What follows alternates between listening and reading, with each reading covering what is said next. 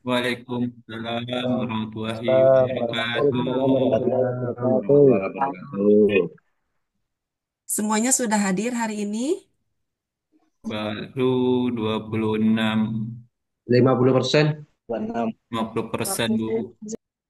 Kita berjalan saja ya Bapak dan Ibu untuk mungkin rekan-rekan, teman-teman yang belum bisa masuk ke SIP.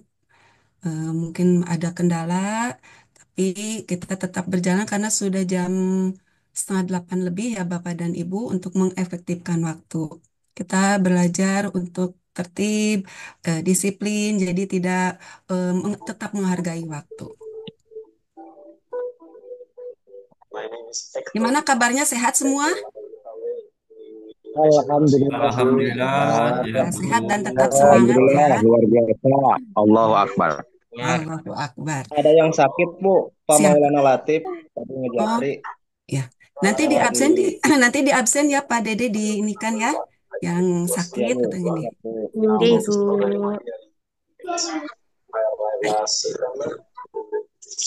Baik, Bapak dan Ibu kita mulai ya. Oke, Ibu. Bismillahirrahmanirrahim. Assalamualaikum Assalamualaikum. warahmatullahi wabarakatuh.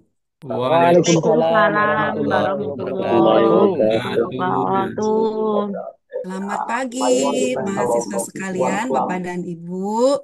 Alhamdulillah, kita dapat berjumpa pada pertemuan kuliah yang kedua ini ya, tentunya dalam keadaan sehat. Nah, pada pertemuan sebelumnya, kita sudah membahas pengantar dan gambaran umum mengenai mata kuliah ini. Hari ini kita akan melanjutkan ke materi berikutnya, tentunya fokus pada pengertian politik, kebijakan dan pendidikan, serta ruang lingkup kebijakan pendidikan. Tentunya saya berharap Bapak dan Ibu lebih interaktif karena perkuliahan ini bersifatnya sinkronus. Saya hanya mengingatkan kepada Bapak dan Ibu untuk ikut berpartisipasi tentunya dalam diskusi maupun dalam hal untuk menyampaikan pendapat, pertanyaan baik secara terbuka dan juga menghubungkan antara materi yang dipelajari dalam kehidupan nyata di lapangan ataupun isu-isu yang aktual.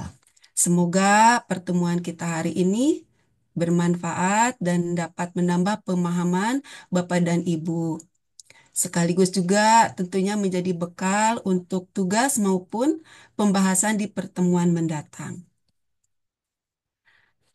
Baiklah Bapak dan Ibu, kita mulai ke inti materi yang akan dijelaskan oleh saya. Saya izin untuk men-share PowerPoint-nya Bapak dan Ibu.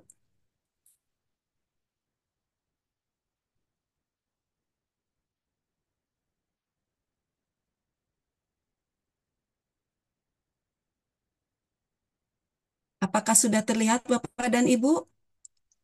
Sedang proses, Bu. Oh, ya, Mang. Masih Nah, loading Bu, masih loading. siap. Masih loading, Mbak. Mohon maaf, Bu dosen. Izin off cam ya, Bu dosen. Sedang sambil ngawas PSPS.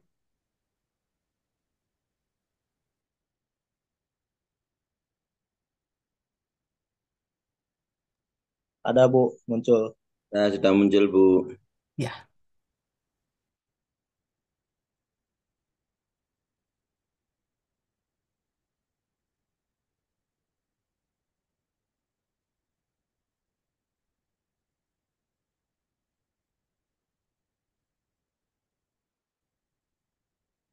Terlihat sudah? Siap ya.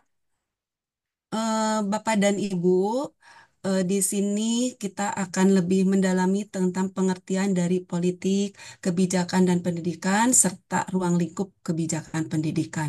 Nah, eh, ini merupakan tiga konsep yang saling berkait erat dalam pembangunan suatu bangsa. Jadi tidak bisa hanya politik saja, hanya kebijakan saja maupun pendidikan saja. Dari kesemua tiga hal ini merupakan tiga konsep yang saling berkaitan.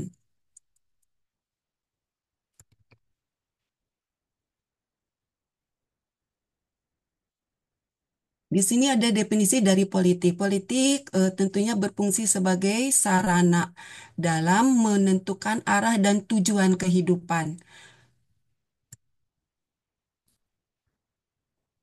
termasuk tentunya dalam bidang pendidikan. Jadi, melalui politik akan lahir satu kebijakan yang mengatur berbagai aspek kehidupan masyarakat. Salah satunya adalah kebijakan pendidikan. Sedangkan kebijakan dapat dipahami sebagai rangkaian keputusan, tindakan, serta strategi yang dirancang oleh pemerintah atau lembaga terkait untuk mengatur, mengelola, dan meningkatkan sistem pendidikan.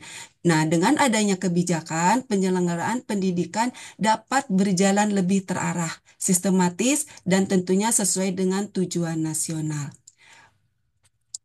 Pendidikan sendiri memiliki posisi yang sangat sentral dalam pembangunan bangsa. Jadi tidak hanya berperan dalam mencerdaskan kehidupan bangsa, jadi pendidikan juga sebagai instrumen secara strategis dalam meningkatkan daya saing, baik pemerataan kesempatan dan juga kualitas sumber daya manusia.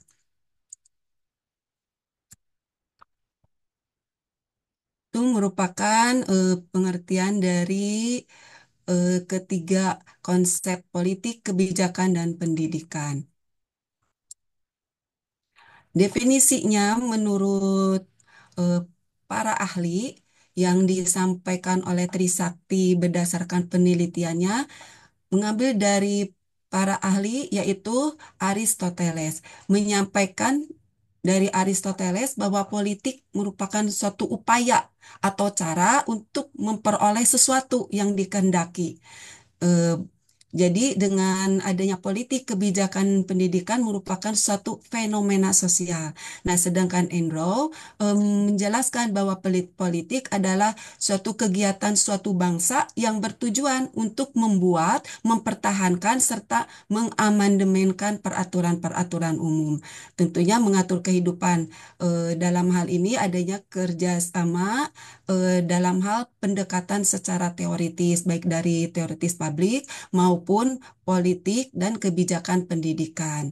Nah, sedangkan Joyce menyampaikan bahwa politik suatu pengambilan keputusan secara kolektif atau pembuatan kebijaksanaan umum masyarakat seluruhnya. Di samping dari ketiga para ahli ini, ada dua ahli lagi yang menyampaikan terkait pengertian dari politik, yaitu dari Profesor Miriam menyampaikan bahwa politik segala sesuatu yang berhubungan dengan negara maupun proses pengambilan keputusan ketatanegaraan. Nah, Roger menyampaikan politik ialah ilmu yang mempelajari negara, tujuan-tujuan negara, dan lembaga-lembaga yang akan melaksanakan tujuan itu. Dari berbagai pendapat para ahli tersebut, dapat disimpulkan bahwa politik adalah suatu proses seni dan kegiatan dalam mengatur kehidupan bersama yang berkaitan dengan kekuasaan, pembuatan keputusan, distribusi sumber daya, serta pencapaian tujuan bersama masyarakat atau negara. Jadi, politik tidak hanya sebatas perebutan kekuasaan, tetapi juga mencakup upaya mewujudkan kesejahteraan, keadilan, dan keteraturan sosial melalui kebijakan yang dijalankan secara otoritatif.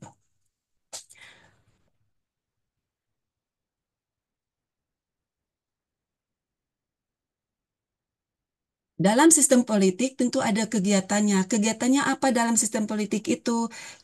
Trisakti dari penelitiannya menyampaikan ada 3 kegiatan sistem politik. Satu adalah pengambilan keputusan. Nah, ini menyangkut apa yang menjadi tujuan sistem tersebut. Jadi maksudnya bahwa pengambilan keputusan itu merupakan proses memilih arah atau tujuan yang ingin dicapai oleh sebuah sistem, organisasi atau pemerintah. Jadi tujuannya menjadi dasar untuk setiap langkah berikutnya. Nah, contohnya apa? Contohnya pemerintah memutuskan bahwa tujuan pendidikan nasional adalah mencerdaskan kehidupan bangsa. Maka segala program pendidikan yang di dalamnya ada kurikulum, sarana sekolah, dan juga beasiswa, nah diarahkan untuk apa? Untuk mencapai tujuan pendidikan nasional. Nah, yang kedua adalah kebijakan-kebijakan umum, menyangkut distribusi dan alokasi nilai-nilai di masyarakat. Maksudnya apa? Maksudnya adalah kebijakan publik ini merupakan aturan atau keputusan pemerintah yang menyangkut pembagian dan pengalokasian sumber daya seperti uang, fasilitas, dan kesempatan. Agar apa? Agar nilai-nilai seperti eh, yang ada di masyarakat itu dapat adil, sejahtera, sehingga dapat dirasakan oleh masyarakat. Contohnya apa? Contohnya adalah kebijakan dana BOS. Nah, dengan dana BOS bantuan operasional sekolah ini, pemerintah mengalokasikan anggaran pendidikan agar semua sekolah, terutama di daerah, bisa memberikan layanan pendidikan yang lebih baik tanpa membebani orang tua. Dan yang ketiga, kegiatan sistem politiknya apa? Yaitu kekuasaan dan wewenang untuk membina kerjasama dan mengatasi konflik yang muncul. Maksudnya apa ini? Maksudnya adalah agar kebijakan bisa berjalan. Pemerintah atau lembaga perlu memiliki kekuasaan. Kekuasaan itu yaitu kemampuan memengaruhi orang lain. Dan wewenang adalah hak atau hak seseorang untuk membuat suatu aturan. Nah, dengan itu kerjasama antara pihak bisa dibina dan jika ada konflik tentunya bisa diselesaikan. Contohnya apa? Contohnya dalam kebijakan misalnya larangan membuang sampah. Nah, dari pemerintah daerah tentu memiliki wewenang membuat perda atau peraturan daerah.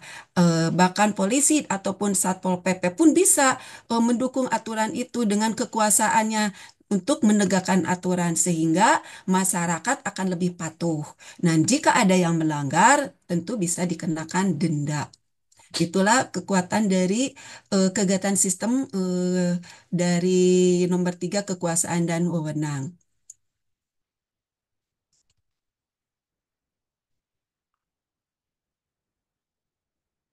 Apa saja konsep-konsep dalam politik? Konsep-konsep dalam politik ada 5 konsep. Tentunya yang pertama adalah negara.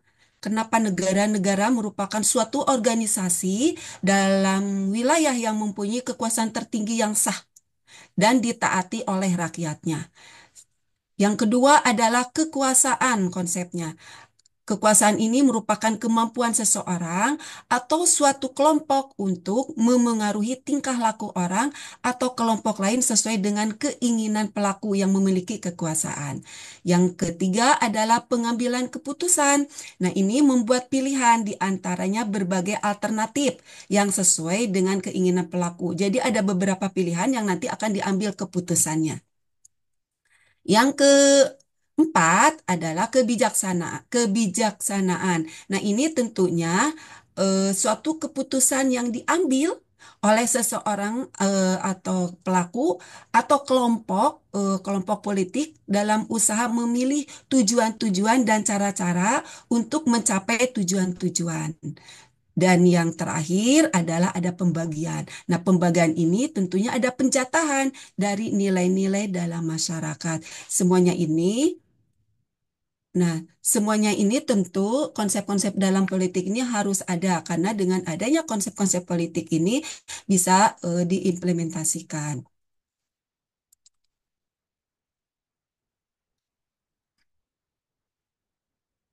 Dapat disimpulkan dari semuanya itu apa tujuan politik pendidikan? Tujuan politik pendidikan yang terpenting adalah untuk mencapai kualitas pendidikan yang baik, merata, dan relevan dengan kebutuhan masyarakat.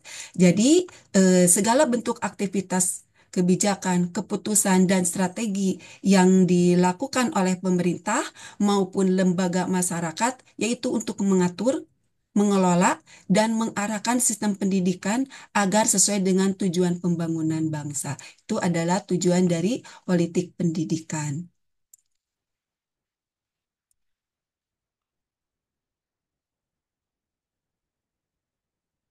Aspek-aspek politik pendidikan itu apa saja? Ada 6 aspek politik pendidikan.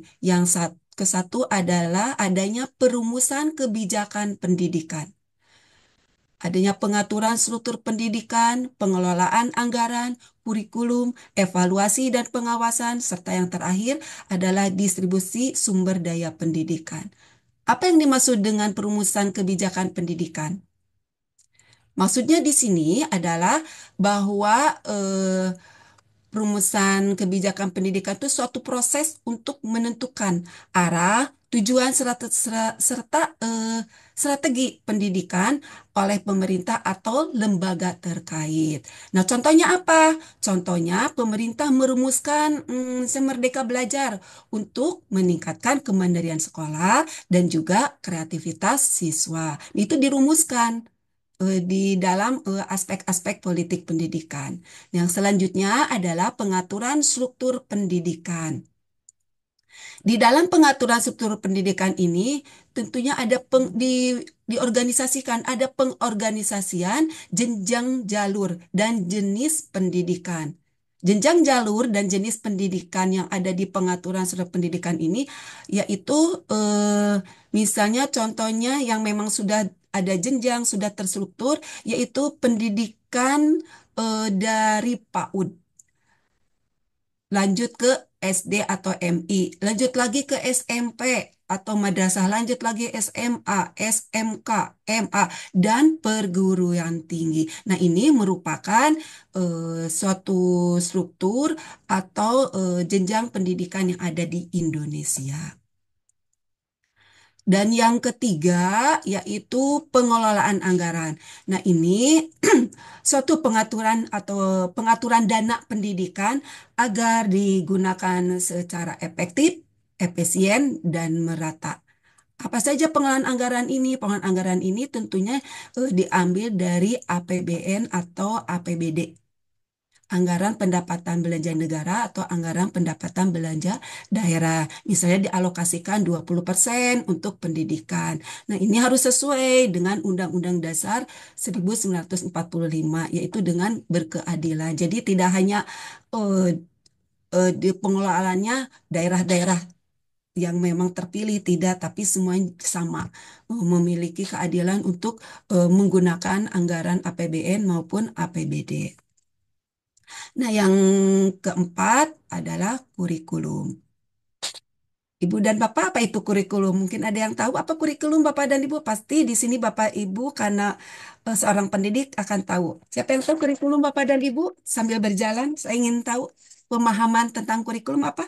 Pengertiannya Bapak dan Ibu?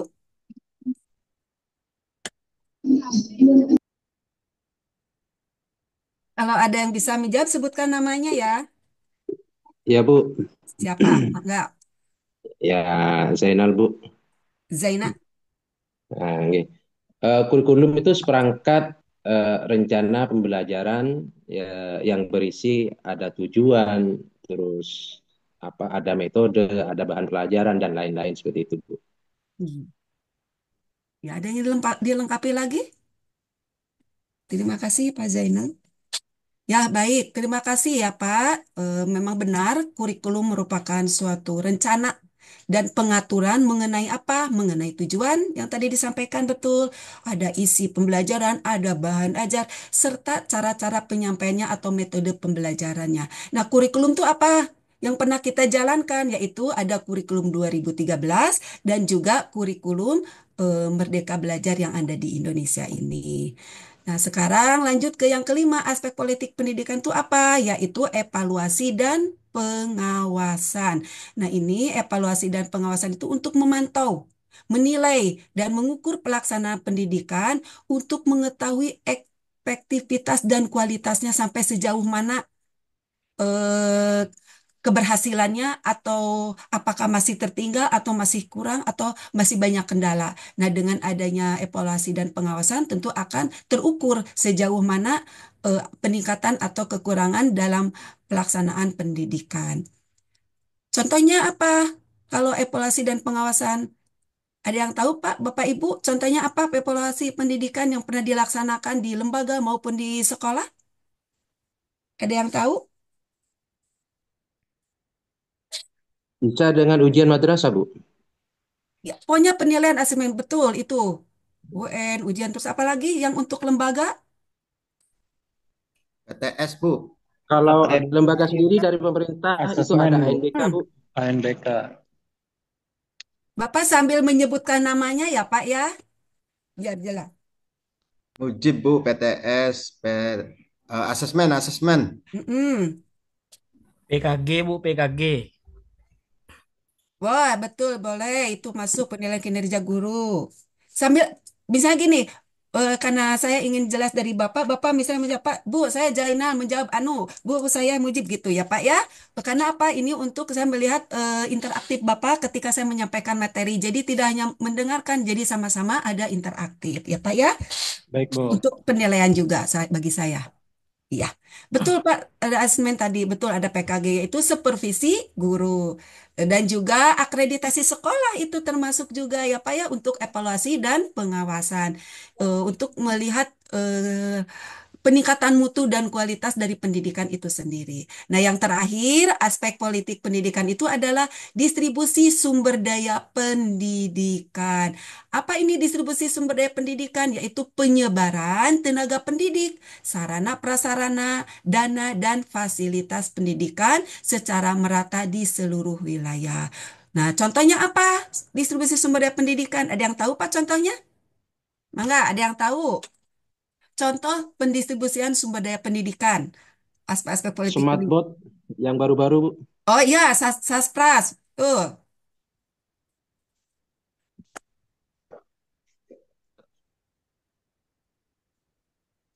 Siapa Pak? Bapak barusan jawab.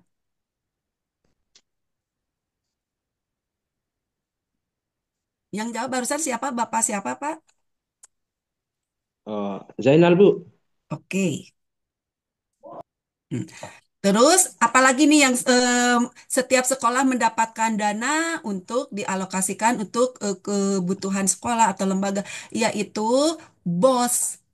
Dana BOS untuk sekolah. Nah, itu merupakan distribusi sumber daya juga yang digunakan oleh sebuah lembaga di seluruh Indonesia.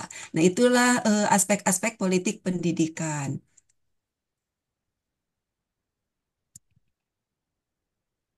Baik, kita mengijak ke kebijakan.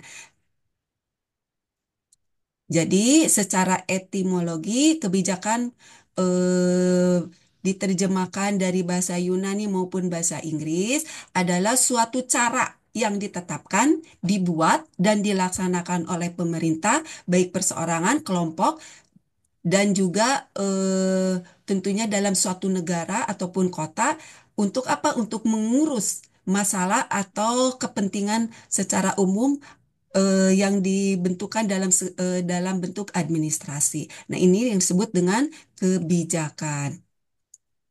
Nah, kalau secara personalitinya, misalnya apa dengan bijak? Bijak adalah seseorang yang mengetahui, yang pandai dan berilmu di bidangnya sehingga bisa bijak untuk menerapkan keilmuannya. Kita lanjut ke definisi kebijakan menurut para ahli.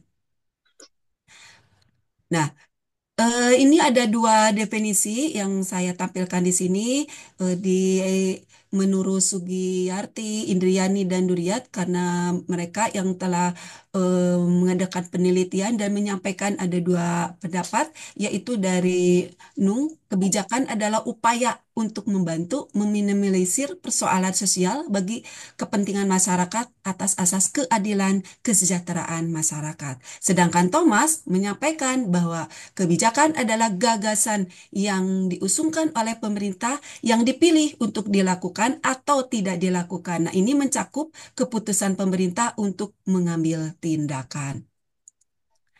Jadi berdasarkan beberapa pandangan dari para ahli tersebut bahwa kebijakan adalah aturan, keputusan, atau pedoman yang dibuat oleh pemerintah, organisasi, atau individu untuk mengatur suatu tindakan atau kegiatan dalam mencapai tujuan tertentu. Itulah definisi dari kebijakan.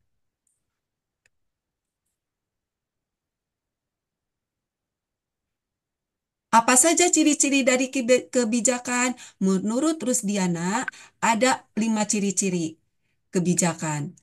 Satu adalah mengandung hubungan dengan tujuan organisasi atau lembaga yang bersangkutan. Yang kedua, dikomunikasikan dan dijelaskan kepada semua pihak yang bersangkutan. Yang ketiga, disampaikan dengan bahasa yang mudah dipahami, sebaiknya tertulis. Yang keempat, mengandung ketentuan mengenai batasan dan ukuran bagi tindakan di kemudian hari. Yang kelima, masuk akal dan dapat dilaksanakan, memberikan peluang untuk dilakukan tindakan dan penafsiran oleh mereka yang bertanggung jawab dalam melaksanakannya. Nah, inilah kelima ciri-ciri dari kebijakan.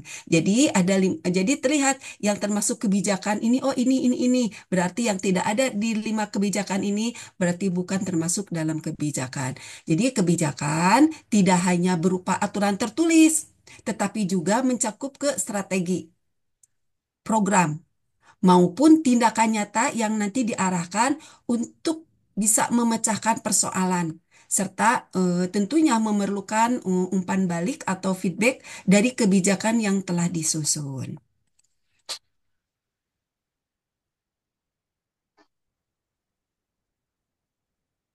Sebelum lanjut ke pendidikan, ada yang ingin ditanyakan Bapak dan Ibu? Kita lanjut dulu. Lanjut dulu saja, Bu. Siap, Betul, Bu. oke. Yuk, kita ke hakikat pendidikan. Nah, Bapak dan Ibu, hakikat pendidikan tentunya secara umum dikatakan bahwa sebagai suatu usaha sadar dan terencana untuk membantu manusia berkembang secara utuh, baik dari aspek pengetahuan, keterampilan, sikap, maupun nilai-nilai.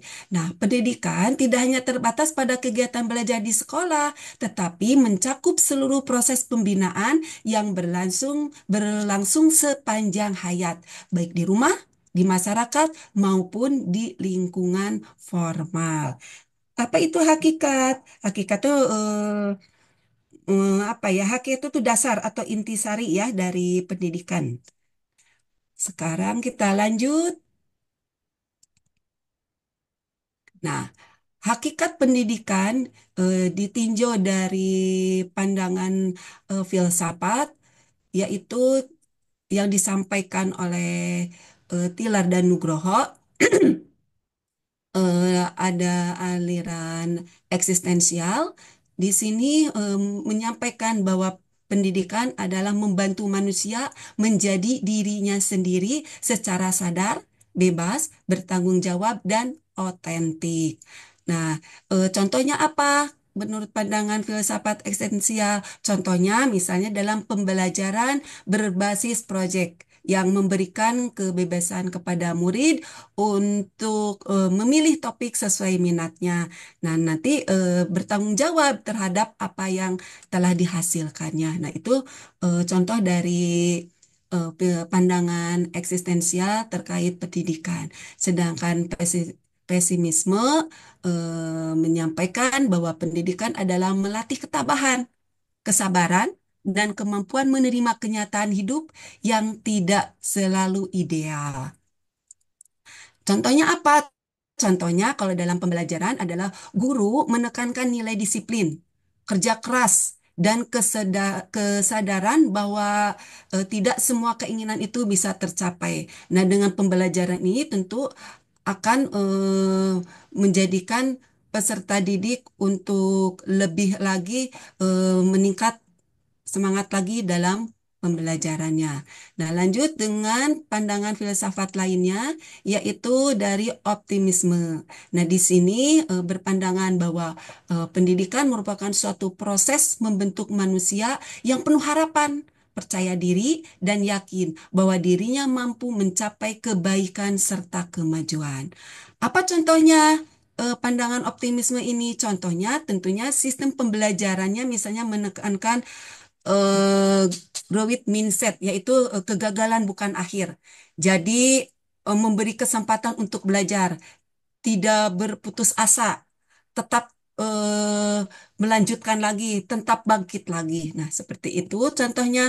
Sedangkan pandangan dari individualisme bahwa pendidikan adalah menumbuhkan kebebasan, kemandirian, dan aktualisasi diri individu sesuai dengan bakat, minat, dan cita-citanya. Contohnya apa? Contohnya, misalnya dalam sistem pendidikan memberikan fleksibilitas penuh kepada anak untuk memilih jalur belajar sesuai dengan minat, meskipun berbeda dari tuntutan sosial. Jadi ada di kelompok nih anak ini memilih jalur belajarnya seperti apa. Nah, itu kalau individualisme seperti itu untuk dalam sistem pembelajarannya.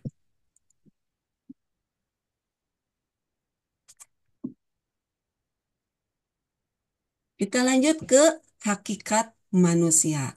Nah, hakikat manusia ini secara umum tentunya adalah memiliki sifat dasar maupun potensi dan kedudukan yang membedakan manusia dengan makhluk dari makhluk lainnya. Nah, hakikatnya apa? Tentunya mencakup biologis, psikologis, sosial, moral, dan spiritual untuk berkembang secara utuh atau sebuah holistik melalui pendidikan. Jadi hakikat manusia itu memang memiliki biologis, psikologis, sehingga akan berbeda dari makhluk yang lainnya.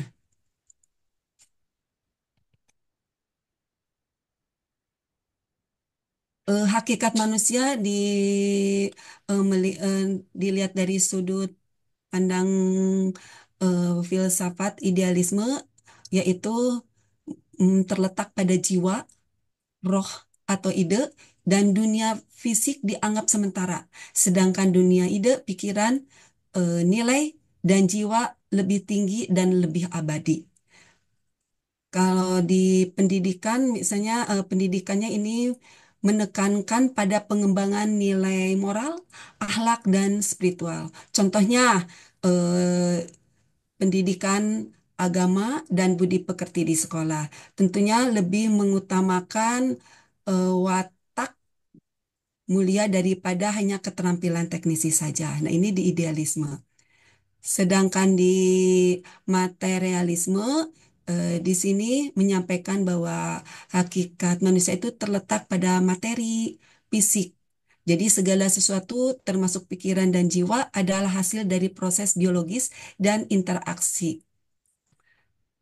Kalau di pendidikan ini menekankan pada penguasaan keterampilan praktis, teknologi, dan kebutuhan material. Contohnya apa? Contohnya misalnya pendidikan vokasi dan keterampilan kerja. Tujuannya tentunya menyiapkan tenaga kerja yang produktif yang nanti mampu memenuhi kebutuhan hidup.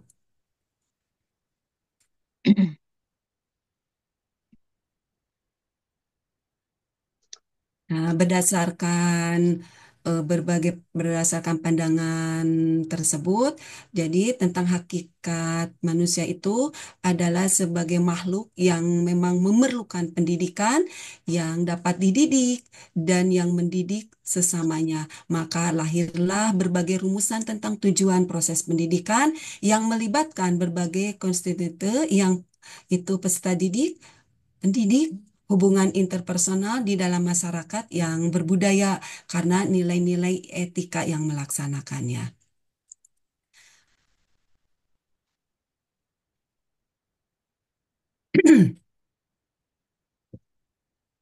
Kita lanjut ke definisi pendidikan.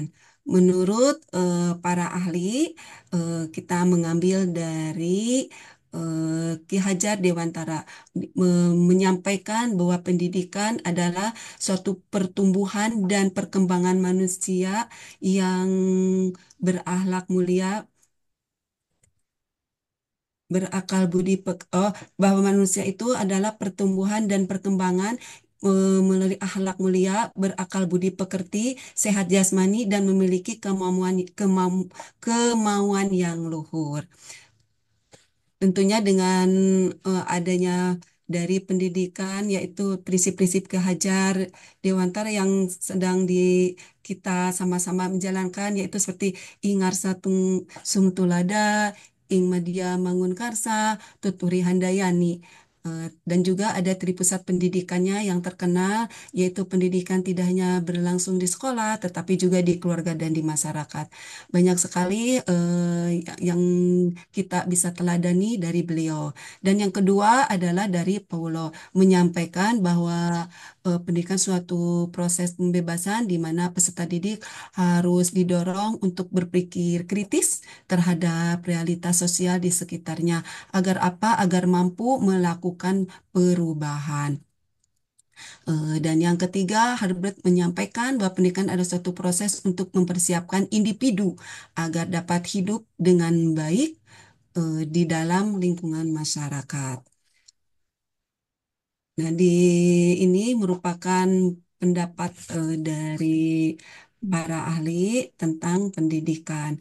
Dan juga ada dari Crow, and Crow menyampaikan bahwa pendidikan itu harus dikenali sebagai panduan bagi pembelajar pada keseluruhan tahapan baik dari kebutuhan, keinginan maupun potensi yang nanti akan memastikan bahwa kepuasan pribadi dan pola hidup sosial itu sangat diharapkan.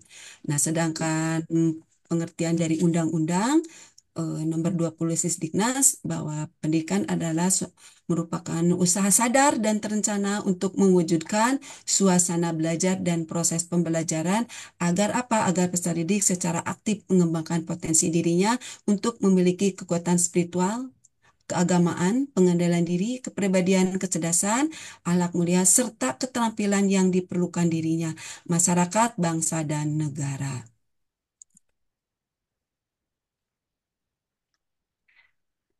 Berdasarkan pengertian di atas tadi, tentunya dapat dirumuskan bahwa pendidikan adalah satu mengandung tujuan yang ingin dicapai, yang kedua perlunya usaha yang disengaja dan terencana untuk menentukan strategi kegiatan proses pendidikan, yang ketiga proses belajar dapat dilakukan di lingkungan keluarga, sekolah, masyarakat, pendidikan formal dan non formal. Yang keempat adalah pendidikan sebagai pendidikan untuk mengembangkan potensi manusia di mana pendidikan bukan hanya kepengetahuan saja, tetapi ada pembentukan karakter atau moral dan juga keterampilan hidup. Jadi dalam pengembangan kemampuan individu ini eh, membentuk bahwa individu itu bisa memberikan manfaat untuk kepentingan hidupnya maupun secara individu atau pribadi, baik nanti bisa diterapkan di lingkungan masyarakat atau di khalayak umum. Kita masuk ke ruang lingkup pendidikan. Jadi secara umum, ruang lingkup kebijakan pendidikan ini adalah batasan atau cakupan hal-hal yang diatur, dikelola, dan dijadikan pedoman dalam sebuah kebijakan. Dengan adanya ruang lingkup, kebijakan tentunya jadi jelas sasaran, baik bidang maupun objek yang nanti diatur, sehingga tidak tumpang tindih dengan kebijakan-kebijakan lainnya.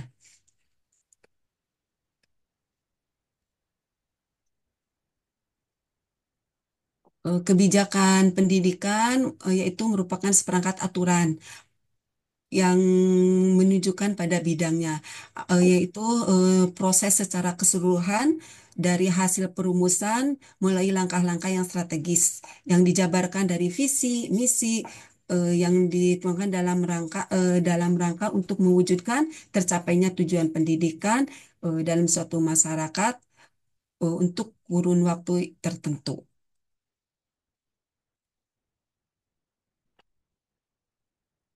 Apa saja ruang lingkup kebijakan pendidikan? Ruang lingkup kebijakan pendidikan ini satu, ada kurikulum. Kedua, standar pendidikan. Ketiga, pembiayaan pendidikan. Keempat, asesmen. Kelima, pendidik dan tenaga kependidikan. Keenam, penerimaan peserta didik baru. Ketujuh, teknologi dalam pendidikan. Kedelapan, akses kesetaraan pendidikan. Nah, ini ruang lingkup dari kebijakan pendidikan.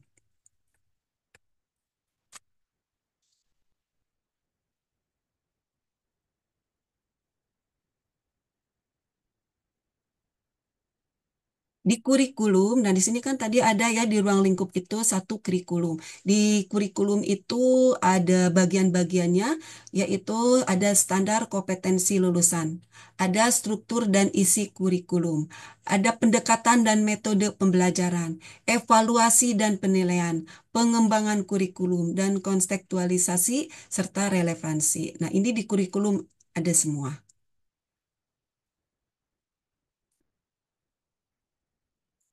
Saya akan hanya menjelaskan sedikit saja nah isi kurikulum standar kompetensi lulusan ini SKL, ini menjadi acuan dalam menentukan kelulusan peserta didik dari satuan pendidikan dan dirumuskan dalam bentuk deskripsi yang sesuai dengan tujuan pendidikan nasional. Nah, ini standar kompetensi lulusnya. Sedangkan dari struktur dan isi kurikulum ini menyangkut ke mata pelajaran baik wajib, pilihan, sehingga ada alokasi waktunya serta urutan-urutan materinya yang akan nanti diajarkan. Ini diambil dari isi kurikulum yang harus relevan dengan kebutuhan peserta didik, perkembangan ilmu pengetahuan maupun dari tuntutan zaman. Nanti ini yang ketiga yang selanjutnya kita bisa diskusi. Lanjut standar pendidikan, apa saja standar pendidikan? Ada berapa nih? Isi, proses, kompetensi lulusan, tenaga kependidikan, sarana dan prasarana, pengelolaan, pembiayaan pendidikan, dan ada penilaian pendidikan. Ini ada 8 standar pendidikan yang memang sudah dikenal oleh semua tenaga pendidik.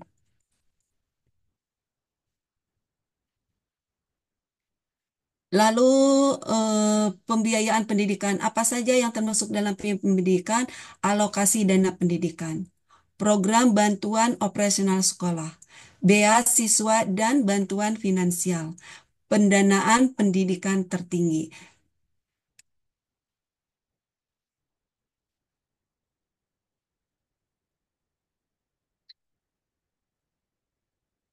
Nah, di pembiayaan pendidikan ini ada ada 4 poin yang termasuk pembiayaan pendidikan.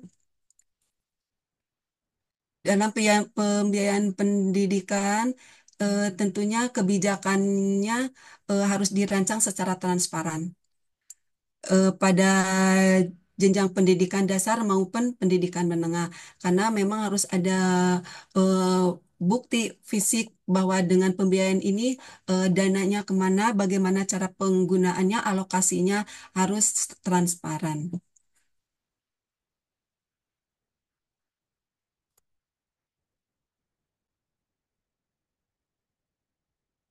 Asesmen pendidikan. Nah, ini asesmen pendidikan merupakan suatu kebijakan yang terletak pada fungsinya yaitu sebagai alat ukur untuk meningkatkan mutu pendidikan dan tentunya memberikan gambaran yang lebih komprehensif tentang pencapaian siswa baik dari kognitif, literasi, numerasi, dan ekosistem pendidikan.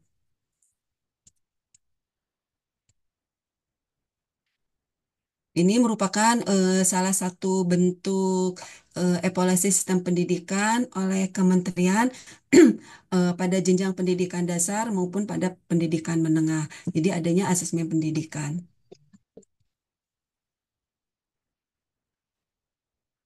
Yang kelima adalah pendidik dan tenaga kependidikan.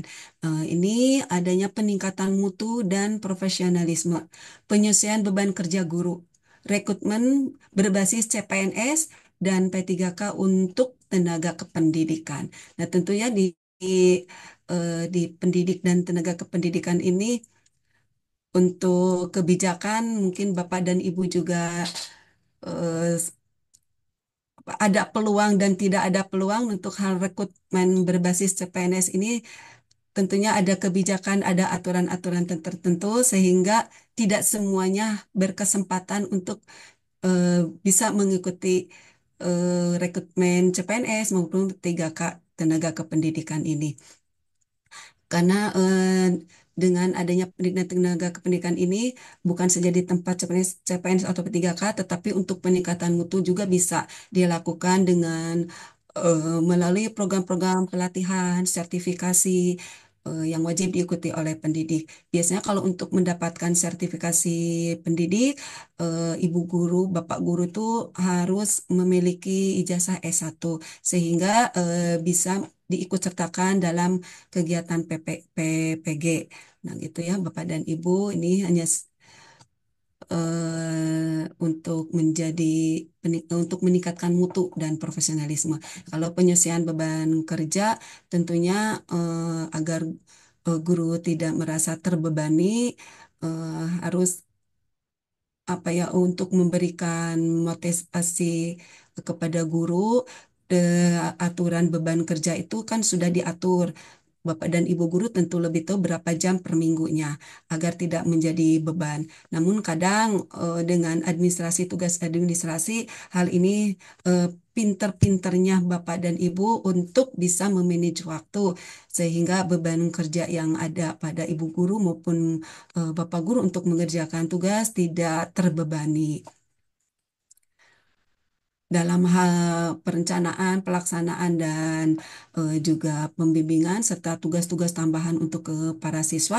Nah, ini harus benar-benar di di manage waktunya sehingga bisa dilaksanakan semua kegiatan yang menjadi tugas ibu guru, tugas seorang guru. Kalau untuk rekrutmen yang tadi saya sampaikan di sini, tentu ini ada aturan yang berlaku untuk permasalahan pegawai honorer yang selama ini menjadi pro dan kontra tentunya di kalangan masyarakat. Ini ada aturan Undang-Undang nomor 25 tahun 2014 tentang aparatur sipil negara, yaitu untuk eh, membentuk atau merekrut gitu guru menjadi CPNS dan juga PNS. Ini ada aturannya di undang-undang, mungkin Bapak dan Ibu bisa nanti mempelajari dan membacanya.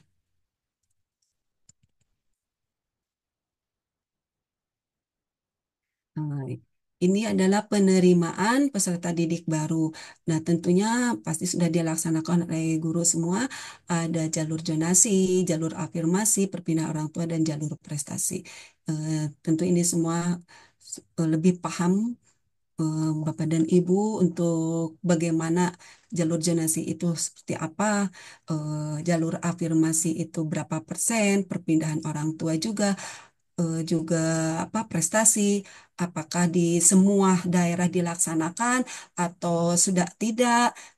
Bapak dan Ibu nanti kita bisa berdiskusi mengenai ini karena kan di sini Bapak dan Ibu berbagai daerah, berbagai provinsi tentunya berbeda-beda dalam hal penerimaan peserta didik baru.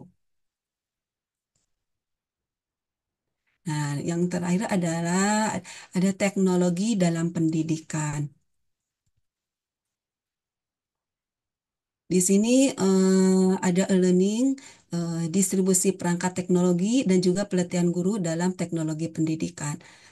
Jadi kalau e-learning itu artinya pembelajaran berbasis elektronik yang menggunakan teknologi informasi seperti internet, perangkat digital untuk menyampaikan pengetahuan dan keterampilan. Dan di e-learning ini mungkin ada yang sudah menggunakan, ada juga yang belum karena keterbatasan.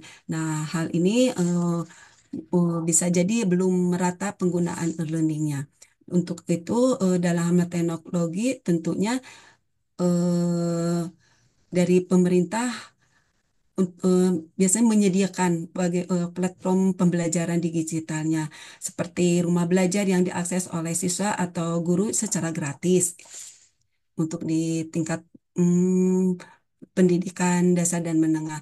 Nah, kalau teknologi dalam pendidikan ini sebenarnya adalah sebagai jembatan untuk membantu siswa mencapai tujuan pembelajaran mereka. Tentunya dalam memaksimalkan pemanfaatan di dalam bidang pendidikan, serta untuk apa? Untuk memperluas pengetahuan dapat terjangkau dengan teknologi. Nah, kalau distribusi perangkat teknologi ini adanya program digital sekolah yang apa ya bertujuan untuk mendistribusikan komputer, tab, terus akses internet ke sekolah-sekolah daerah-daerah terpencil. Nah, apakah ini sudah terlaksana di kita atau hanya sebagian saja? Nah, itu nanti bisa dipelajari oleh Bapak dan Ibu apakah memang distribusi perangkat teknologi itu sudah merata atau hanya sebagian besar wilayah saja. Nah, yang terakhir adalah ini pelatihan guru dalam teknologi pendidikan. Nah, pelatihan guru dalam teknologi pendidikan ini tentunya untuk apa? Untuk meningkatkan kapasitas guru dalam memanfaatkan teknologi, yaitu misalnya dengan pembelajaran daring maupun dalam pembelajaran blended learning lainnya. Nah, tentunya hal ini guru harus memiliki skill, harus memiliki kemampuan, biasanya mengadakan workshop atau seminar-seminar untuk meningkatkan kualitas guru dalam hal penggunaan teknologi.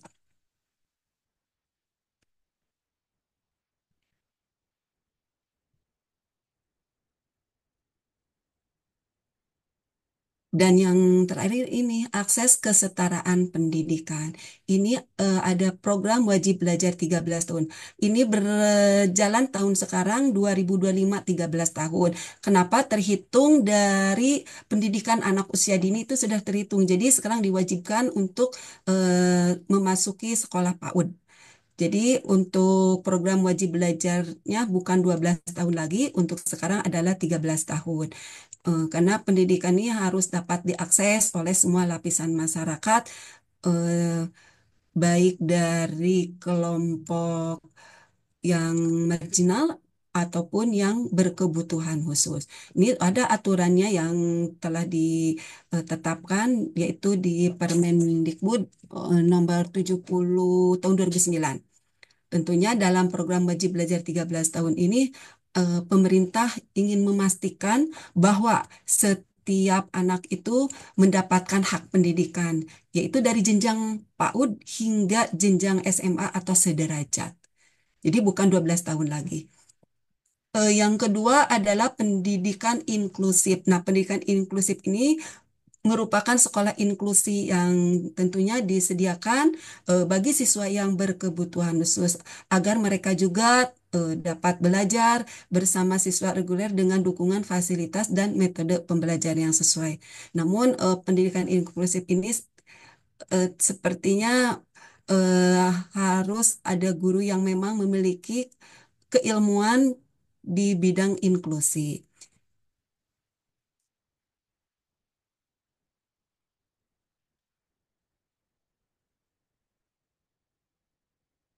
Selesai Bapak dan Ibu, materi yang saya sampaikan hari ini, tentunya Bapak dan Ibu akan penasaran terkait pengertian dari politik, pendidikan, dan kebijakan, apalagi sekarang kurikulum dan lain-lainnya. Nah, untuk supaya ruangan kita lebih hidup atraktif, silakan Bapak dan Ibu kita berdiskusi bersama-sama karena di sini kan wilayahnya berbeda-beda, tentu akan sangat apa ya banyak wawasan dan pengalaman yang berbeda-beda sehingga menjadi ilmu bagi kita semua. Silakan Bapak dan Ibu untuk lebih menghangatkan suasana perkuliahan hari ini. Silakan kita berdiskusi bersama-sama. Misalnya pengalaman di daerah Ibu ada di daerah mana, ini belum, ini, oh di daerah saya ini kendalanya. Nah, itu akan menjadi masukan-masukan bagi kita semua sehingga eh, pendidikan yang berada di berbagai wilayah itu ternyata tidak sama, ternyata ada perbedaan. Walaupun perbedaannya misalnya ini mah di dalam bidang teknologi, ini mah di bidang keterampilan gurunya atau apanya. Mangga Bapak dan Ibu kita sama-sama untuk membahas lebih dalam lagi dengan diskusi. Silahkan. Bu, saya boleh bertanya? Mangga, Ya, Ibu. saya Nur Hasana, Bu. Ya siap. Mangga Ibu Nur Hasana.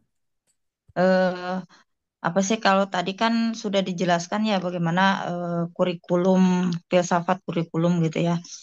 Terkait ini, Bu, gimana relevansinya, apa sih relevansi eh, da, filsafat pendidikan ini gitu. Sementara kan saat ini kan moral, ya nilai-nilai moral saat ini kan sudah sangat apa namanya, sudah sangat kurang baik gitu ya kalau kita lihat di generasi muda sekarang ini. Jadi relevansi filsafat di pendidikan itu seperti apa, Bu?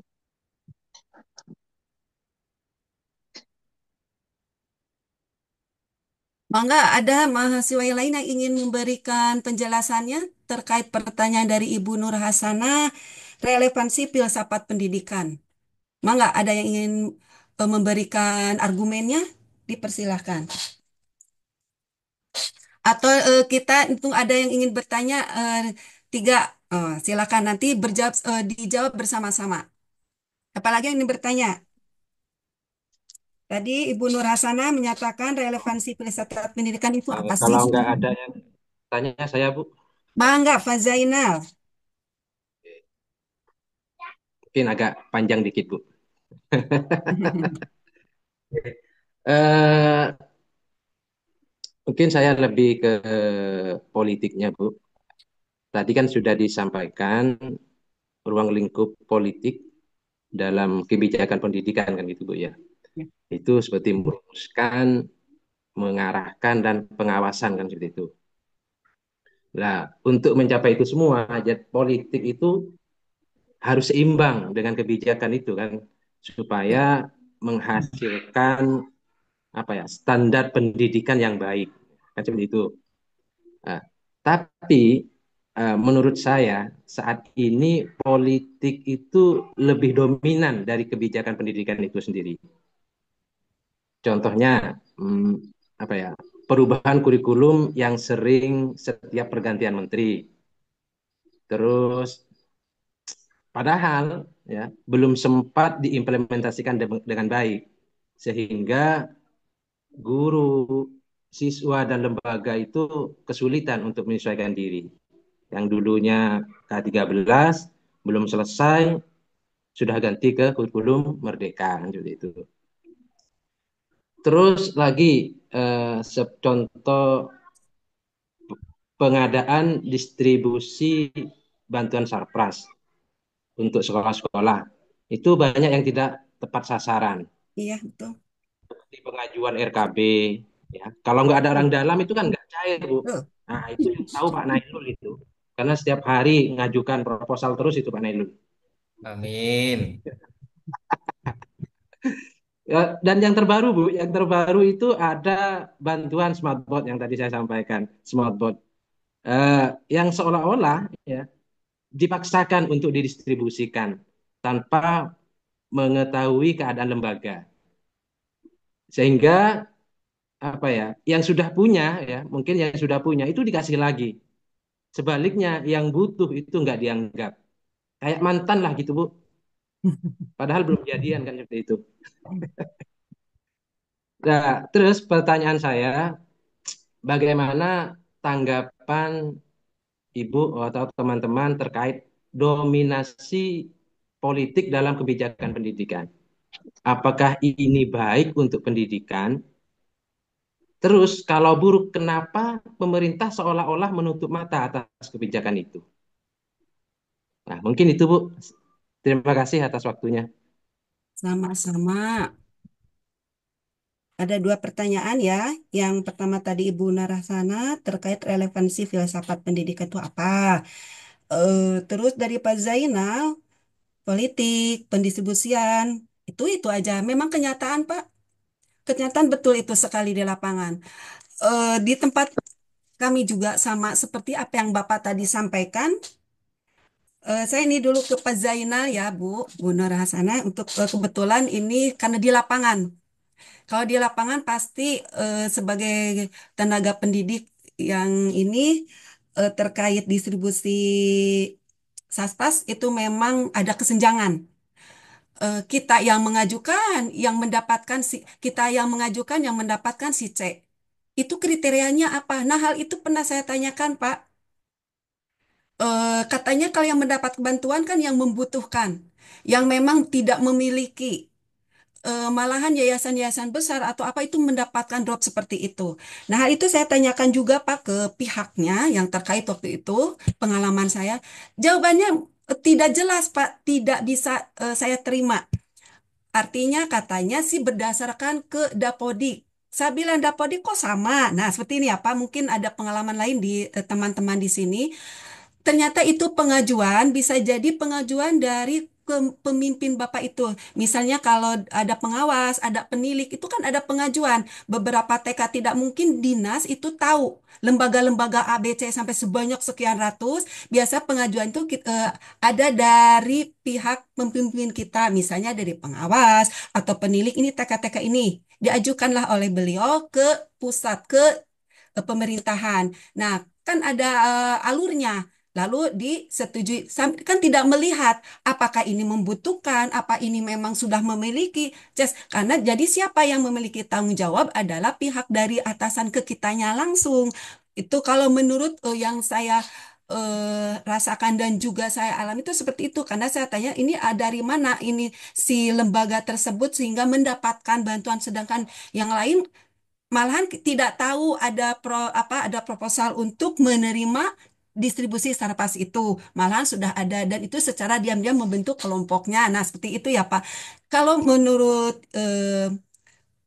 secara apa ya pengalaman dan pengetahuan yang kita alami tentu ini adalah kebijakan yang diambil oleh sepihak dari atasan kita. Sedangkan kebijakan dari pemerintah pusat itu umum untuk mensejahterakan, untuk memberikan bantuan kepada semua masyarakat malahan menunjuk daerah yang jauh, daerah yang terpencil, daerah yang membutuhkan. Tetapi kenapa ini saja? Jadi di sini apa ya bukan salah dan tidak salah tetapi alurnya pengalurannya. Nah, betul juga tadi sampai oleh Pak Jainal ada kedekatan.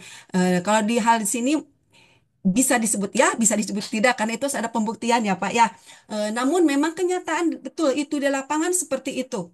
Betul sekali Bapak karena nah hal ini juga pernah jadi pembahasan di forum luas kami tentang ini. Ini ternyata yang menyampaikan saya juga tidak tahu. Katanya itu sudah ada sistemnya, nama-namanya sudah ada.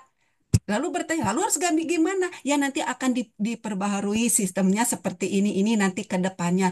Nah, oleh karena itu Bapak, jadi setiap untuk membuat satu kebijakan, jadi ada masukan-masukan dari kita-kitanya yang merasa bahwa ini tidak benar kebijakan yang sudah ada, malahan eh, apa ya keluar dari jalurnya. Nah, nanti masukan kita itu bahkan menjadi satu aturan diperbaharui lagi. Nah, seperti itu. Jadi kalau memang kita ada kebijakan yang tidak cocok, tidak sesuai, kita diam saja, itu akan terus berlanjut sampai kapanpun tidak akan berubah. Tetapi dari kita pribadinya, personalitinya, merasakan ini tidak baik kebijakan atau yang sudah apa yang sudah ditetapkan, lalu kita ada masukan untuk memberikan pendapat kepada pemerintah yang memiliki aktor pelaku pembuat kebijakan itu nanti akan diini lagi dirumuskan kembali. Oh, ternyata ini salah kita, ternyata alokasinya ini. Itu memang benar dan mereka pun akhirnya katanya akan membuat suatu lagi sistem. Entah seperti apa bentuk pemantauannya kepada yang nanti mendapatkan baik itu bantuan Satgas atau hal lainnya. Jadi tidak hanya menerima laporan misalnya lembaga ini tidak, nanti akan ada tim khusus untuk memantau ke perkecamatannya gitu. Begitu Bapak untuk distribusi yang memang timpang. Itu benar sekali. Dan untuk kebijakan yang pemerintah berikan, kalau menurut saya sih, kalau pemerintah pusat tuh, kalau menurut saya itu pemerintah pusat sudah benar karena mereka pasti berdasarkan peraturan yang ada, sudah ada aturannya, udah ada undang-undangnya. Tapi di bawahnya ini, pelaksanaan yang di bawah-bawahnya ini, aktor-aktornya, aktor pelakunya. Nah, itu yang menganggap bahwa ini, oh ini harus diginikan, dia sendiri yang merubah. Mungkin ada teman mahasiswa lain yang bisa nanti memberi masukan lebih dengan pengalamannya, dipersilakan. Nah, untuk Ibu Nur Hasanah, untuk relevansi tentang atau mungkin mau menjawab dulu biar sempurna nanti udah ini Ibu Nur Sana. Ada yang ingin menambahkan terkait permasalahan yang memang umum dari Pak Zainal, mangga Pak. Untuk nanti setelah ini selesai kita jawab pertanyaan Ibu Nur Hasanah yaitu relevansi. Mangga ada rekan-rekan, oh Ibu ini mah ini di tempat saya karena kita itu berbagai wilayah ya saya lihat Kalimantan itu pasti berbeda-beda. Mangga Pak, ini untuk menjawabnya yang lain ditunggu biar kita memiliki masukan-masukan yang lebih bagus lagi. Enggak. Assalamualaikum Bu. Waalaikumsalam. Siapa Pak Bapak? Priyatna Bu dari Karawang. Lihat. Ya, Digoyang dulu. digoyang dulu. Ya Bu, mengenai tadi yang dipertanyakan oleh Pak Zainal, Bapak Kosma, itu memang betul ya Bu. Sepengalaman saya juga, waktu dulu sebelum COVID saya sering sekali mengikuti BIMTEK terkait masalah RAB, RKB untuk dunia pendidikan ya Bu. Di antaranya ada dari madrasahnya, ada TPQ-nya, ada diniyahnya. Itu saya pernah mengikuti. Ya mungkin di kami juga seperti itu Bu. Jadi untuk terkait informasi dana pencairan untuk pembangunan sarana prasarana ataupun sanitasi itu ya memang mungkin di sini ada peran penting di atasnya ya Bu. Mungkin ada channel jadi informasi lebih cepat Bu dibanding dengan yang ke bawahnya itu. Jadi di kami itu memang ada seseorang yang berperan penting.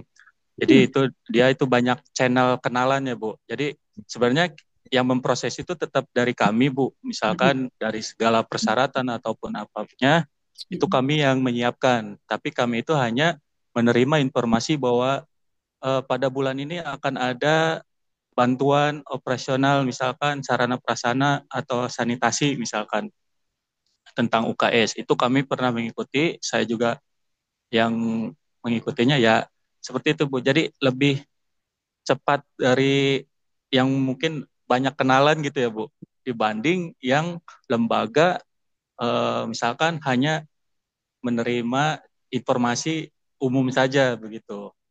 Kalau di kami ya alhamdulillahnya ada informasi terus Bu. Jadi waktu sebelum COVID juga alhamdulillah kalau untuk cair ada yang cair ada yang enggak. Ya, ya itu yang penting kita tetap berusaha Pak Jenal. Ya itu. Jadi ya sepengalaman saya begitu Bu. Mungkin ya benar harus kalau memang pengen cepet cair ya itu tadi kita harus mengenal orang-orang petinggi-petinggi di sananya. Apalagi nih Bu, kami di Kemenag itu ya Bu, kami kan madrasah ibtidaiyah ya Bu, naungan Kemenag. Paling banyak yang sering itu maaf-maaf nih orang Bogor, saya sering kali dengar ini yang sering cair itu daerah-daerah Bogor Bu, untuk bantuan-bantuan operasional itu. Ya mungkin dari orang-orang kantornya, office-nya itu ya banyak orang sana mungkin Ibu. Jadi kenalannya banyak juga. Saya pernah dengar seperti itu. Bahkan waktu BIMTEK di Bandung saja saya eh, kebanyakan itu kalau dari luar ya untuk seluruh Indonesia itu perwakilan provinsi itu paling sedikit Bu. Tapi untuk Jawa Barat banyak banget gitu.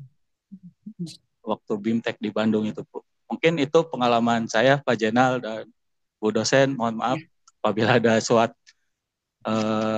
tidak menyudutkan seseorang atau bangga ini berdasarkan pengalaman saja ya Bu. Iya. Begitu. Terima kasih. Assalamualaikum. Waalaikumsalam warahmatullahi wabarakatuh. Terima kasih Pak Supriyatno, memang benar ya tadi disampaikan itu menjalin hubungan dengan relasi.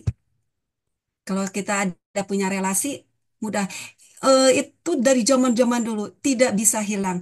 Ah, nggak ada relasi ini katanya transparan itu memang benar, Pak. Namun kita sebagai yang memiliki keilmuan, eh, hal demikian memang kita perlu menjalin relasi, tetapi tidak juga menyerobot bukan haknya. Kadang kan gini ada aturan masuk, misalnya aturan bahwa lembaga ini mendapatkan, lalu kita kenal dengan anak itu kan bisa diputus. Karena kenal itu akhirnya cairlah atau mendapat pendistribusian. Nah, hal itu dikembalikan lagi secara moral orang si pelaku tersebut. Mudah-mudahan Bapak dan Ibu di sini sebagai mahasiswa yang memiliki moralitas yang tinggi, menjunjung tinggi kebenaran dan juga keadilan. Jadi tidak bahasa Sunda mak mak mak mak, mumpang mumpung saya kenal dengan si A, semuanya dipenuhi kebutuhannya. Tidak melihat ada rekan-rekan lain yang memang membutuhkan hal-hal yang diajukan itu gitu ya. Ada lagi yang ingin masukkan pengalaman yang lain karena memang tadi pendapat Pak Suretna benar apa yang ada di Ibu juga sama seperti itu. Pak Zainal juga sama. Nah, Assalamualaikum. kalau untuk mencari jalan keluar kita kembali lagi ke pemilik kebijakan gitu. Siapa pemilik aktor kebijakan? Tentunya dari merunut. Ada alurnya dari tingkat pusat, tingkat provinsi, kabupaten, daerah. Biasanya makin ke sini itu kita anu ngalir ke nama yang merubah-rubah teh kita yang dari sininya. Kalau dari pusat kan mengeluarkannya dia berlandaskan bukan keputusan pribadi, pastikan membuat dulu rapat-rapat tertentu ya sehingga dibuatlah suatu keputusan itu pun kan ada apa pelaku-pelaku yang memiliki keilmuannya baik di bidang kependidikan maupun di hal-hal lain sehingga terbuatlah satu kebijakan ada bantuan-bantuan berupa SAPAS. Namun makin ke sini kan ke bawah di apa di plot misalnya ini untuk kabupaten, ini untuk tingkat provinsi itu gimana si aktor buat kebijakannya. Nah, mudah-mudahan dengan ada masukan-masukan dari kita yang disampaikan kepada aktor pembuat itu nanti ada perubahan suatu sistem, perubahan perumusan pendistribusian. Karena akan dikaji ulang kembali, jadi tidak akan terus saja seperti itu. Karena apa? Karena banyak kendala di lapangannya. Karena apa? Untuk merubah suatu kebijakan pasti dilaksanakan dulu. Kebijakan jadi dimasukkan dulu. Oh ternyata banyak kendala. Oh ternyata masyarakat ini tidak sampai ini apa nih? Nah akhirnya dengan ada keluhan maupun masukan dari masyarakat, kebijakan bisa dirubah dengan satu keputusan baru yang untuk meningkatkan kesejahteraan masyarakat pada umumnya tentunya dalam bidang pendidikan. Gitu Pak Jainal mungkin sama ya untuk hal demikian. Kembali lagi kita jangan diam saja jika ada sesuatu yang memang tidak merugikan kita dalam kebijakan kita sampaikan. Nanti kan pasti ditampung oleh aktor di daerah Bapak tersebut maupun di mana nanti akan jadi suatu pembahasan dan akan mengeluarkan sistem yang baru. Mudah-mudahan nanti bisa sama kan banyak sekali bukan pendistribusian sarpas yang lain juga banyak hal-hal yang memang ada ketimpangan gitu. Nah, untuk ada yang ingin memberikan lagi untuk pengalamannya? Boleh Bu, saya sedikit. Assalamualaikum. Mangga. Assalamualaikum, Bu. Siapa? Aku Saya, Abdul Pak Ghafur. Gapur. oh, Ustadz Oh, Kan Pak Gapur Abdul. ini Ya, Menteri Abdul. RI nih. Iya, Terima kasih Menlu. Bu dosen. siap. Ini Mangga. sangat aneh ya, mengalir banget ini. Eh, Bincang-bincang pagi kita ini menarik banget. Terima kasih atas waktunya Bu dosen. Iya, mangga. Yang pertama tentang kesenjangan ya, yang ditanyakan Pak Zainal itu tentang kesenjangan pendidikan. Kebanyakan kesenjangan pendidikan itu, maaf Bu dosen ya, off cam karena lagi ada di perjalanan ini di Ya, mangga. dalam bus ya. Iya. Yang pertama itu kesenjangan pendidikan itu kadang perbedaan akses dan kualitas antara perkotaan dan pedesaan. Kemudian antara wilayah yang maju dan terpencil. Nah, faktor-faktor ini meliputi keterbatasan infrastruktur paling banyak gitu dah.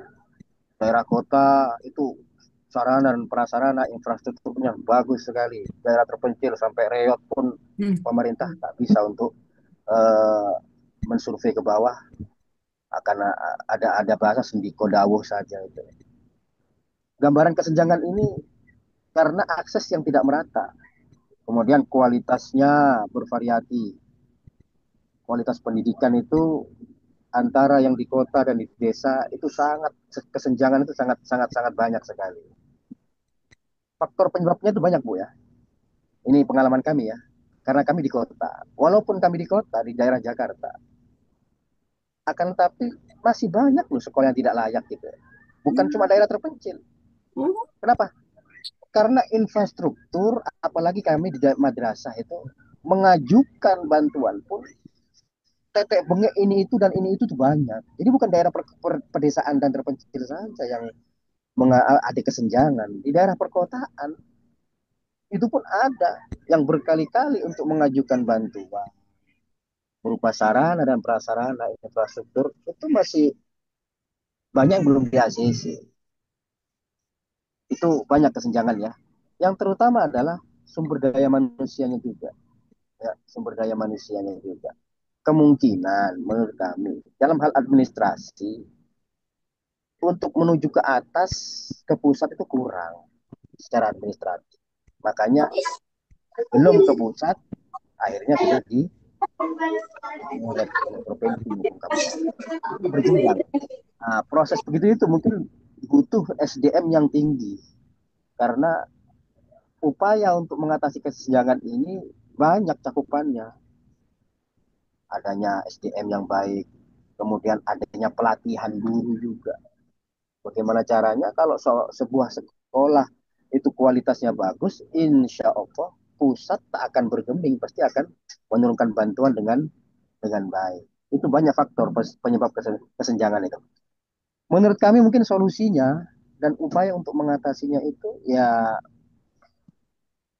banyaklah belajar literasi, tingkatkan mutu pendidikan lewat guru dulu. Insya Allah bantuan-bantuan akan datang dengan sendirinya. Berdayakan guru, karena pilar yang pertama itu adalah guru.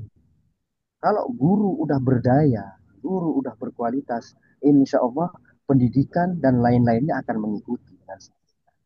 Apalagi yang sekarang ini zaman digitalisasi, manfaatkan teknologi dengan sebaik mungkin. Dengan teknologi yang insya Allah semuanya akan, karena akses sekarang enak kok. Tidak seperti dulu-dulu udah. Akses sekarang enak. Elektronik semua asalkan SDM-nya tinggi, kemudian berdayakan gurunya, insya Allah semua akan berjalan dengan lancar.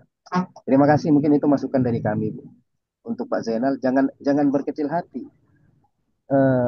Yang di daerah-daerah terpencil, di kota pun banyak madrasah, karena kita madrasah ya, banyak yang tidak dipedulikan oleh pemerintah. Kenapa? Karena pemerintah, apalagi sekarang dengan MBG ini guru ini sekarang gelarnya bukan cuma SPD, Bu, ditambah Zainal Mustafa SPD, M-nya MBG, Bu.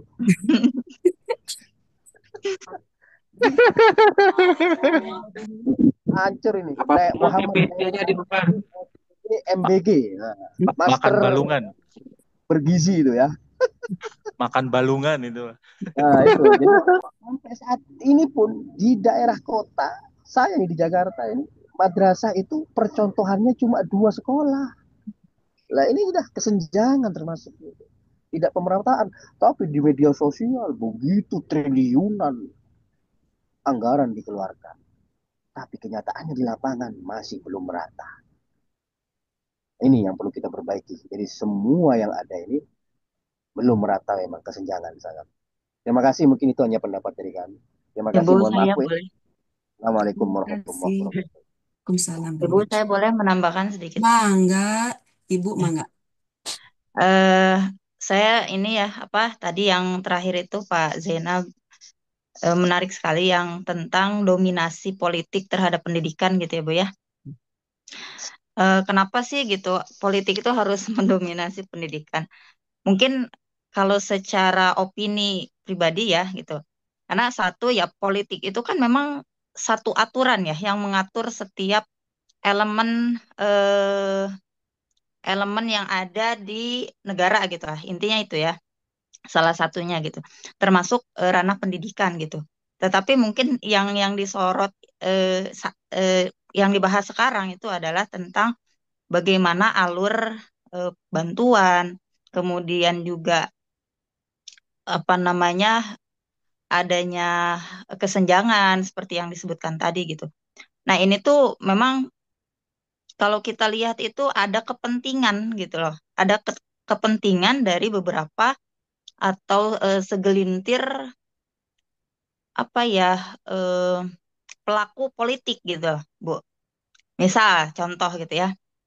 Ada ada salah satu anggota misalkan calon gitu ya yang mau mencalonkan datang ke satu lembaga gitu ya, menawarkan menawarkan bantuan atau sebagainya lah gitu. Tapi dengan catatan harus memilih gitu kan seperti itu. Ini kan memang apa ya, politik ini 50-50. sudah apa gimana? 50-50. Ya, ya gitu. Jadi politik ini sudah Nggak dimasukkan ke sampai lah dalam Pak 50-50.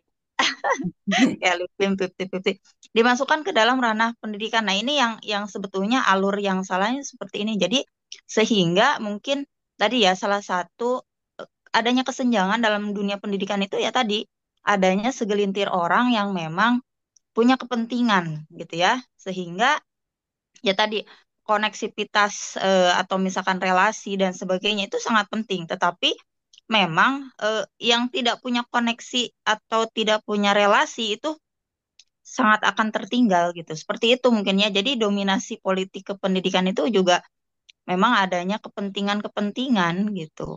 Secara alur ya seperti itu. Itu mungkin pendapat saya, Bu. Terima kasih. Ya, baik. Terima kasih kepada Bapak dan Ibu. Terkait ini memang menarik ya, karena satu kebijakan tidak sesuai dengan di lapangan. Namun tadi diperkuat oleh Pak Abdul bahwa bagi yang merasakan kesenjangannya dirasakan oleh sebagian daerah atau lembaga itu jangan berkecil hati. Kenapa? Karena memang sekarang ada teknologi. Dengan melalui teknologi kan bisa ada apa bantuan dari berbagai manapun ada link-link tertentu itu kan tidak bisa dipengaruhi oleh aktor pelaku karena itu sudah ngeling langsung. Nah, itu sudah mulai berjalan hal itu. Kalau memang aturannya dari pusat memilah dan memilih yang mendapatkan, nah itu pasti akan ada kesenjangan. Namun kesenjangan itu pun jangan dijadikan sesuatu yang menghambat kita lebih bereksplor menjadi seorang pendidik yang hebat, tetapi tingkatkan mutu kualitas pendidiknya dengan tadi meningkatkan literasi. Kenapa? Karena dengan meningkatkan literasi, ilmu pengetahuan kita akan bertambah. Kita tidak stuck hanya di sini. Sapas ini nggak dapat ini gimana? Kita bingung nyari rata, tidak bingung kita sendiri, tetapi dengan adanya wawasan yang luas, kita bisa mencari celah yang lain dan juga kita bisa untuk menyatakan ke pendapat kita atas kesenjangan ini kepada aktor pelaku tadi.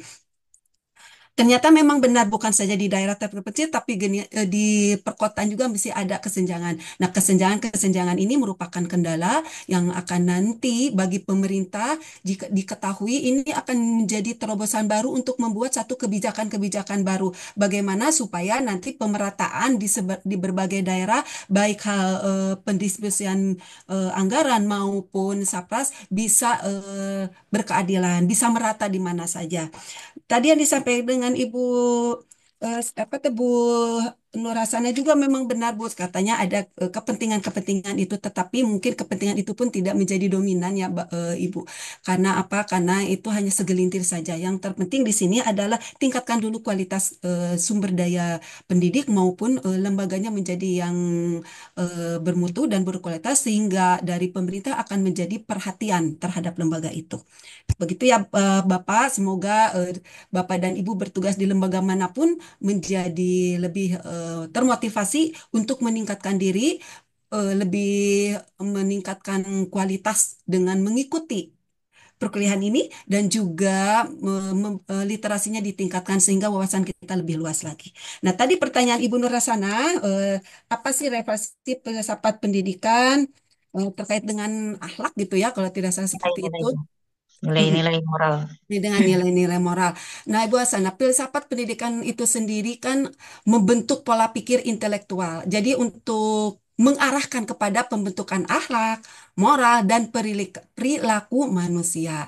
Nah, tentu saja eh, menuntun arah ke hal itu dalam hal kependidikannya di sebuah lembaga harus ada mata pelajaran agama. Nah, dari mata pelajaran agama ini tentu dimasukkan ke pendidikan karakter di dalam kurikulum sekolah. Nah, tentu hal ini akan ada nanti pencetakan kepada para siswa untuk mengikuti apa yang telah diberikan ketika dalam proses pembelajaran di sekolah. Nah, hal itu tidak akan berbeda jauh. Mungkin ketika di sekolah begini, kalau di rumah anak berbeda. Padahal kita mengajarkan nih moral berperilaku yang baik sesuai dengan filsafat pendidikan, membentuk pola pikir intelektual ini. Tetapi kenapa anak berseberangan? Dan tentu kan itu pengaruh lingkungan luar juga bisa mempengaruhi tugas kita sebagai pendidik, tentu saja memberikan yang terbaik kepada peserta didik kita menjadi siswa yang berakhlak karimah. Namun, hal itu kita juga tidak bisa membentuk semuanya karena lingkungan di mana dia tinggal, lingkungan di mana dia bergaul juga itu bisa mempengaruhinya.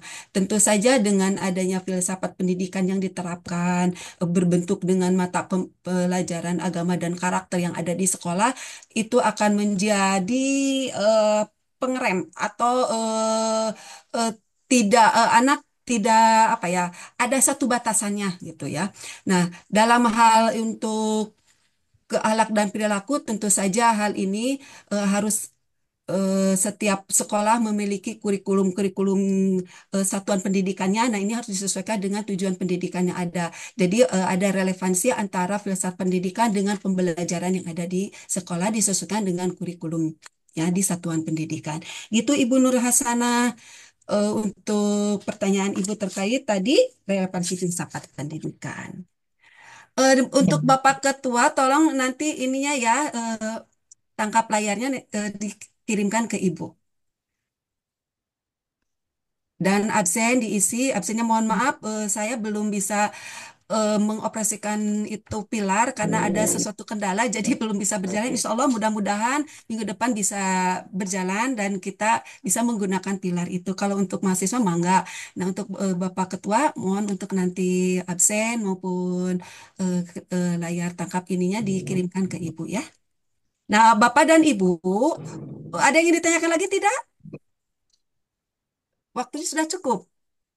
Cukup, Bu, cukup. Cukup, Bu. Oh ya, oke. Terima kasih Bapak dan Ibu untuk perkuliahan pagi hari ini. Alhamdulillah, materi sudah saya sampaikan. Semoga menambah wawasan Bapak dan Ibu. Nah, Alhamdulillah juga kelompok ini, kelas A ini sudah membentuk kelompok ya Bapak dan Ibu. Itu bermanfaat sekali untuk kegiatan di kelompok. Jadi sudah ada. Nanti jika ada tugas kelompok, Bapak dan Ibu sudah ada kelompoknya. Nah, untuk sementara ini, tugas untuk kelompok dipersiapkan untuk nanti setelah UTS silahkan dipelajari ya. Jadi masih ada waktu karena kita kan pembelajarannya sinkron seperti ini. Nanti setelah ini selesai, saya akan kirim PPT ini dan juga modul pembelajarannya. Nah, di sana nanti ada tugas Bapak dan Ibu. Tugasnya nanti dikerjakan. Ini tugas mandiri ya. Dikerjakan dan dikirimkannya nanti ini dikoordinir oleh ketua. Mangga mau Kosma atau PJ dikoordinir. Setelah itu kirim melalui email saya. Emailnya ada kan ya waktu itu Lisnawati Hilma itu nasi itu dikirimnya karena pasti itu kapasitasnya besar. Eh, Bapak dan Ibu, saya ucapkan banyak terima kasih. Semoga pertemuan kita hari ini membawa keberkahan bagi kita semua. Bapak dan Ibu sukses selalu.